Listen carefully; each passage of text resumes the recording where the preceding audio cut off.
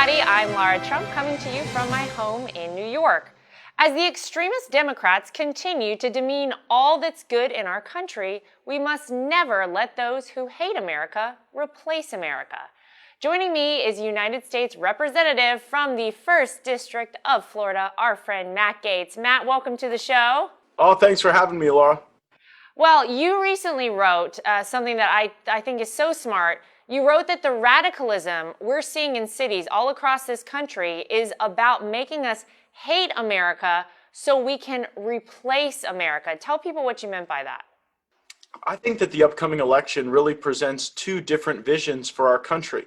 President Trump wants to see us return to optimism and greatness and invest in our people and our future unapologetically, putting our country first. That banner of America First brought so many people together. And back in the last campaign when Hillary Clinton was being so negative, I think that that notion that we could achieve new heights for our nation and for our people really brought folks out and shocked the world. And I think now the president continues with that vision, but also with a record of having gotten it done in the past. And I look over at what's happening in the political left, and when they tear down our statues, when they demean our history, when they try to castigate Abraham Lincoln and Thomas Jefferson and George Washington as unworthy of our national praise, I don't think that's an end unto itself. I think that's a means to a broader end.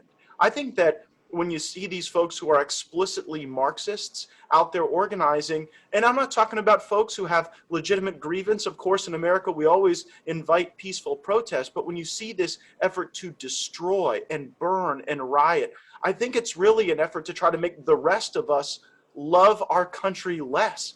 And so in our movement and in our campaign, I think we've got to be that great light of patriotism that invites people in no matter what their shape or size or color or creed or background or nation of origin. If you want to come to America and love our country, the Trump movement is for you. And guess what, Laura? It's the easiest case I will have ever had to make in the courtroom or in the halls of Congress. The greatest case we'll make is out to the people of our country that America is worth fighting for and loving with all we have.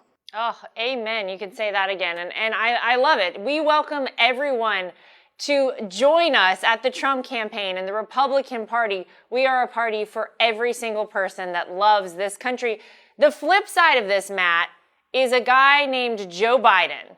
Now, Joe has been hidden away for months and months on end now in his basement. They dragged him out the other day, although we haven't heard very much on him condemning the rioters, the looters, the arsonists, the people causing destruction in some of our great cities. He doesn't have much to say about those who wish to erase our history and destroy our institutions like you were just referencing. So is he with them or is he against them? What do you think about this? Well, this campaign presents the choice of strength versus weakness. President Trump has demonstrated the strength to put our country and our people first, to rebuild our military, to stand up for our veterans, and to invigorate our economy to the highest heights that we've certainly seen in my lifetime, and many would say throughout a substantial portion of American history. Joe Biden, on the other hand, is too weak to fend off the radical left. He cannot stand up to these people. He will totally be run by them. And like everyone in America knows this, right? I mean, everybody sees what's going on with Joe Biden. So. He does not have the alertness, awareness, or capability to lead a great nation. And what's so important about this is that these are serious times. Right. I mean, we still have to stand up to China.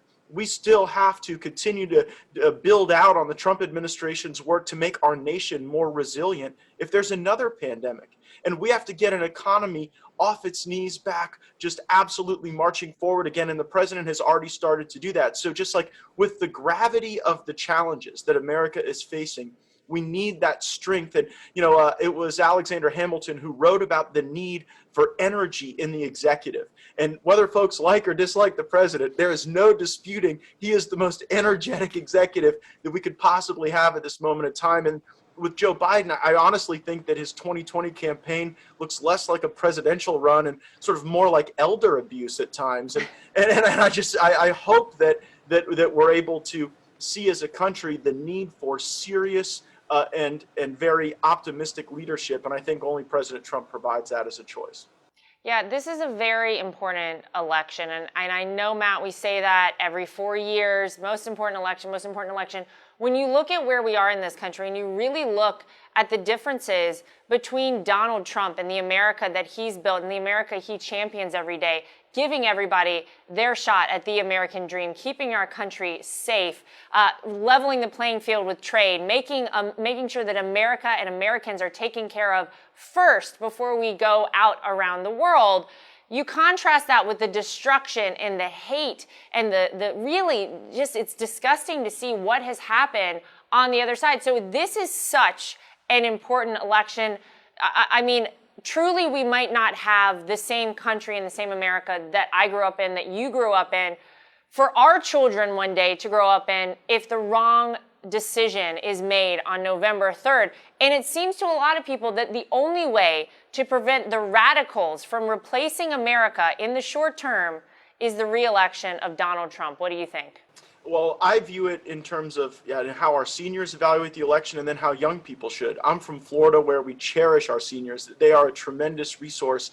And I think a lot of these folks who have put their heart and soul into America, into growing businesses, into being good citizens, they would hate to pass on a diminished country to the next generation. And so there's a real enthusiasm among our seniors to see President Trump win, so we keep America America, and so that we don't allow her to be taken down. And then for young people, we've seen a lot of challenges in our lifetime. I remember leading up to like Y2K, there was a sense of dullness, like, oh no, Y2K could end the world. And then after that, we had 9/11, which drained our economy, where we suffered these attacks and launched off into these wars. And then we graduated, a lot of us, law school and MBA school in the Obama financial crisis and couldn't get jobs. And now finally America's got its mojo back. America was roaring under President Trump's leadership. We were more focused in our international affairs. We were more productive. We were actually making things domestically.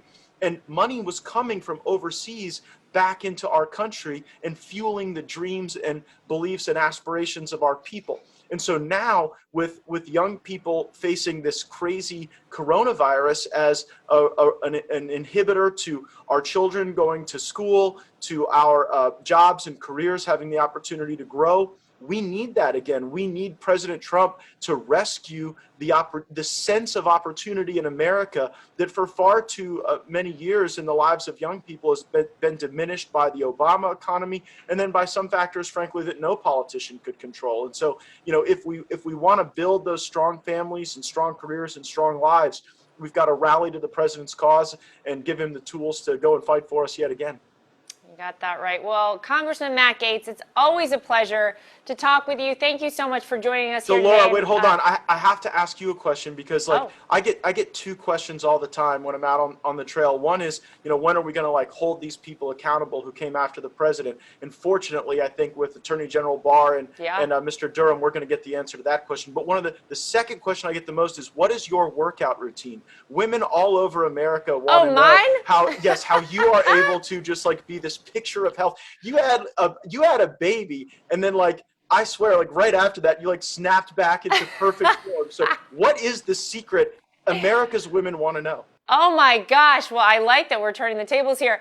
Well, I do triathlons, many of them in your state of Florida, whenever I'm allowed. And I love to swim and run and bike. And I'm honestly chasing around 2 kids now that I've been working from home for 4 months. So just whenever I would normally kind of take a break, sit down to eat lunch, in a normal day, I'm chasing after my kids or my dogs, or somebody's running all over the place. And it's a little crazy. Exercise, starvation, and parenting. Those are your those are your 3 secrets. Definitely not starvation. I've been cooking a lot over COVID, but yeah. So that's all I can say. That's my trick, at least, and it keeps me sane too, which is very positive. But I hope you can reiterate that for people that ask you. That's so funny. I will. Now I've got the secret. We'll share it with everyone. You got it now. Well, thank you. As always, it's great to talk with you, and we hope that you'll come back soon, and maybe you'll have more questions for me then. I probably will. I'll get them from America, and then we'll have this great talk. Thanks, Laura. Perfect. Thanks, Matt. Joe Biden supports the radicalization of America, but Donald Trump will never allow them to replace America. That's the real news for today. If you'd like to get involved with Team Trump, go to donaldjtrump.com or download the official Trump 2020 app from the App Store or the Google Play Store. I'm Lara Trump, coming to you from my home in New York. Thanks for joining us, everybody.